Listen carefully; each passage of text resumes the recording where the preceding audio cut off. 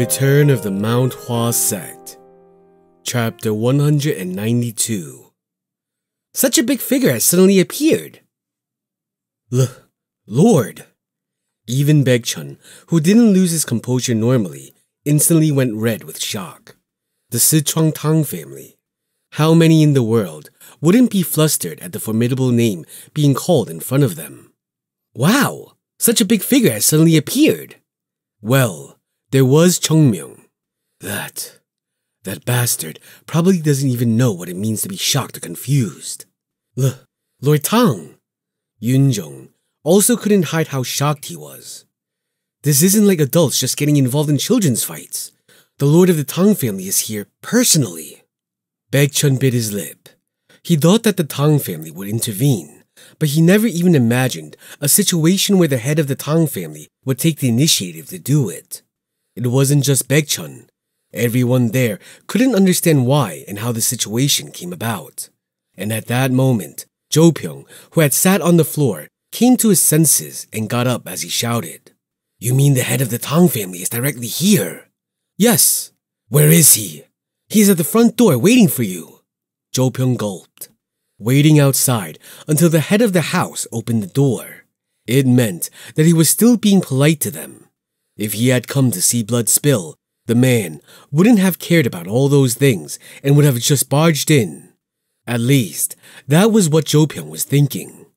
"Gul." "Yes, father." Jogul hurried to his father with a worried expression. "From now on, no matter what happens, do not come out." "Huh?" "Promise me." "Do it." "Yes, I understand." Jo Pyong looked at him with a stern gaze. "Neither will any of you. You absolutely do not step out. You do not know what it means to go against the Tang family, especially in Sichuan. Don't ever come outside." At that earnest and resolute tone, Baekchun nodded his head. Phew. Taking a deep breath, Jo Pyong turned with a stiff face and stepped out. He wondered if he should just tell them all to run away. However, since the head of the Tang family had come, it would be impossible to run away, because the head of the Sichuan Tang family would never move alone. Perhaps by now, all the Tang family members who had come to escort the man here must have surrounded the house already. We're trapped. It was said that when bitten by a tiger, a person has the chance to survive as long as he doesn't lose consciousness. Of course, this wasn't wrong, but only about 1 in 1,000 would be lucky enough to escape. The problem was that most people who were bitten by tigers would die whether they were conscious or not. Jo Pyong bit his lip and stood in front of the door. Behind this door was the tiger. No, a truly terrifying man, incomparable to a tiger, was now waiting to bite him. Seeing the people near the door trembling, Jo Pyong felt grateful for those who didn't leave him. If the man on the other side pushed open the door, they might have outright fainted. Because that was how powerful the head of the Sichuan Tang family was. "Open the door." "Yes." With Jo Pyong's orders, the door opened, and through the opening, a dignified man in a green robe could be seen. Jo Pyong bowed his head before the door even fully opened. "It is an honor to see the head of the Sichuan Tang family." Tang Gunna looked at Jo Pyong and nodded. "It has been so long." "Yes, Lord. I should have visited you first. Please punish me for making such a precious person come all the way here." "Enough with the politeness. I am here for work." Jo Pyong gulped. "Would you like to come inside?" "That doesn't sound bad." "I'll guide you." With a stiff face, Jo Pyong guided Tang Gunak into the house. As Tang Gunak was being guided, Tang Pei and Tang Jan followed them. Tang Jan had made everyone nervous last night when he visited them. But now Jo Pyong didn't even care about him. No one would look at a wild cat when a tiger was right next to it. And it had been so long since Jo Pyong's back, which was usually stiff since he has guided the merchants, was now lowered and humble towards the Tang family. What else can I do? Jo Pyong already knew it. There was nothing that he could actually do. What was important now wasn't how he would react, but rather what Tang Gunak was thinking when he came here. "For now, let's..." "Merchant Lord." At that moment, Jo Pyong stopped as he heard the low voice from behind him and went stiff. Yes, Lord Tang. Are the children inside? By children, you mean the children from Mount Hua? Jo Pyong closed his eyes a little. This is why he is here. Yes, they are. Lies meant nothing, at least not in front of this man. There was a low hum from Tang Genak. Just as Jo Pyong was holding his breath and shaking his head at the sound of Tang Genak, the man spoke again. I think I want to see them. Cold sweat began to drip down Jo Pyong's back. He did expect this, but it felt too early. If the purpose of this man coming here was to see the disciples of Mount Hua, he thought he would at least corner Jo Pyong for it. The fact that he spoke about this right away meant that he didn't want to deal with anything else and that he wanted to head right for the disciples of Mount Hua. Merchant Lord. Yes. Jo Pyong, who was back to reality, bowed his head. It cannot be difficult to meet them, right? Of course, but even using all of his mind to look for a way out of the situation, he couldn't find anything. Was there no way to not show that those people were in here? Lord Tang, what happened yesterday? Right. Tang Genak looked at Jo Pyong and smiled. Congratulations. I heard that the second son managed to show extraordinary results. He made sure our Tangjan was humiliated. Jo Pyong's eyes trembled. It was just luck. How could my son even go against yours? Humility is a good thing. A smile crept onto his lips. But excessive humility makes the other person feel uncomfortable. If it is something to be happy about, then you should feel free to rejoice. Yes, my lord. Jo Pyong was so shocked that he couldn't say anything, and Tang Genak turned his head. Tangjan. Yes, lord. Tell me, did you get defeated because he was lucky? No, Jogul was strong. Right. And he looked back at Jo Pyong and spoke softly. It would have been better if that talent shone under the name of the Tang family.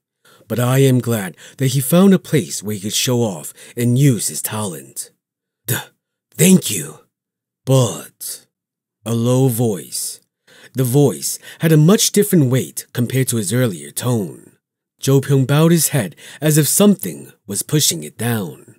People are a lot more stupid than we think. Seeing what a few people with talent have done, they will assume that they could do it too. What do you think of that? Jo Pyong's body trembled. There was only one answer he could give. Even if people are stupid, do they not value themselves more? There aren't many people who are blinded by greed. Then how about you? Jo Pyong shook his head. In his eyes, he could see Tang Genak smiling at him. His lips were smiling, but his eyes were cold. And facing the bizarre expression, Jo Pyong's legs trembled and his mouth turned dry. Are you dreaming of it? My dream is to be with Lord Tang. That is a nice answer. Tang Genak nodded. Take me in, to see the children of Mount Hua. Lord Tang, they are... Didn't you listen to my words? His eyes turned cold. It is good that your son has achieved something great, but it seems like it has clouded the judgment of the Lord of the Merchants. I have said the same thing twice after coming here. Jo Pyong couldn't refuse anymore and then nodded his head. This is the third time. Bring the disciples of Mount Hua to me. I won't ask again. Jo Pyong's legs trembled again. His body was losing strength and his head felt dizzy. Any ordinary person who received the Tang Lord's wrath wouldn't be able to stand. But Jo Pyong didn't fall. With the little strength left in his body, he smiled. Jo Pyong, with an expression which couldn't smile, cry, or get worried, spoke. Lord Tang, the disciples of Mount Hua have come to my house as guests, and among them is my son. So, Jo Pyong shook his head. His face was wet with sweat, but his mind wasn't failing him. As a merchant and a host of the disciples, I cannot offer my guest up like that. Lord Tang looked at Jo Pyung with cold eyes.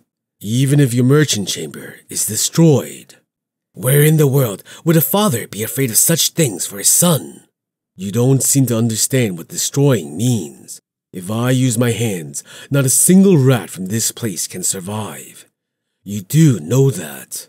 If you have to do that, Jo Pyung spoke with firm eyes. Please end it with my life alone. I will take responsibility for everything that has happened here. It looks like people like you underestimate what the Tang family is. Tang Genak snorted and continued. It seems like the merchant lord seems to be drunk on an unknown dream. You seem to have forgotten what it means to get in the way of the Tang family. Well, I will let you know the style of the Tang family and make sure you never forget it. Tang Genak's fingers moved. It was the movement when Jo Pyung clenched his fist and hoped the kids would run away. Wait, that man has such a strange personality. Thud. The door to the central hall opened wide and a person walked out. The disciple Chongmyung. Jo Pyung was a bit shocked. I told you not to come. Ah, Lord, look at the situation and tell me. That mister came all the way here on purpose to do this. Do you hear that? Jo Pyung turned his head with a bewildered face and looked at Tang Genak. But Tang Genak was staring at Chongmyung intently as if he didn't care about Jo Pyung. Are you Mount Hua's divine dragon? You aren't asking because you don't know, right? Tang Genak chuckled. Was there anyone who spoke up to him like this? Well, it couldn't be known. Maybe in the past it happened. But since he became the head of the Tang family, this was the first time. And he smiled. But no one would think that this smile was a genuine one. How could one express a smile which would make them look so creepy? Tang Zhan, who was looking at this from the side, went stiff. He knew better than anyone what would happen when his father had such an expression. Mount Hua's divine dragon. It has to be the divine dragon. You are a little different from what I expected, but it is fine. Tang Genak smiled at Chongmyung. Let's see it. What kind of person you are. And his hand slowly slipped into his sleeve.